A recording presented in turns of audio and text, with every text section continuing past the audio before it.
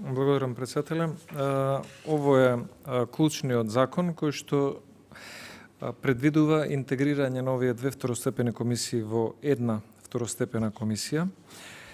и сметаме дека ќе се постигне неколку цели. Прво, ќе се постигне рационализација на институциите и намалување на нивниот број, со тоа и бројот на избрани и именувани лица. Сакам да напоменам дека сега во овие комисии во едната имаме 7 членови, во втората имаме 11 членови, вкупно 18 членови, додека новиот закон предвидува, доколку биде поддржан, единствената второстепена комисија да брои вкупно 13 членови, што е солидно намалување. Второ, да имаме поедноставување на системот на одлучување по жалби, затоа што ќе биде централизирано во една комисија. Трето, да имаме зајакнување на стручноста и компетентноста на комисијата, со тоа што се подига критериумот и за председател на комисијата ќе може да конкурира лице кое што има искуство во правни работи од најмалку 10 години, а за членови на комисијата да имаат искуство од најмалку 8 години во правни работи и се разбира да имаат и правосуден испит, што за жал во моментов не е случај. Јас само ќе кажам дека во минатиот собраниски мандат укажавме дека 20 членови на второстепената комисија за одлучување во управна постапка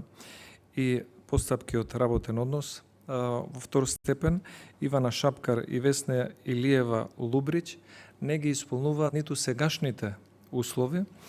и немаат најмалку 4 години работно искуство во управни постапки, но беа избрани од претходното парламентарно мнозинство спротивно на законот. Со зголемувањето на критериумите сметаме дека ова не треба да се повторува во иднина. И на крајот би сакал да напоменам дека со новите норми во предложениот закон ја зајакнуваме и професионалноста на комисијата, односно се предвидува членовите на оваа единствена второстепена комисија и се разбира и председателот кој да биде избран,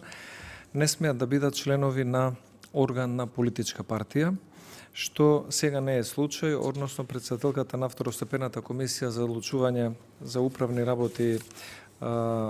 предмети од работен однос е член на орган на политичка партија и забележуваме дека има арбитрерност во одлучувањето, особено кога одредени предмети или поплаки доаѓаат од лица кои што таа ги смета за политички неподобни. Затоа сметаме дека тоа треба да не биде веќе случај во ова единствена второстепена комисија, доколку пленумот истата ја прифати. Благодарам.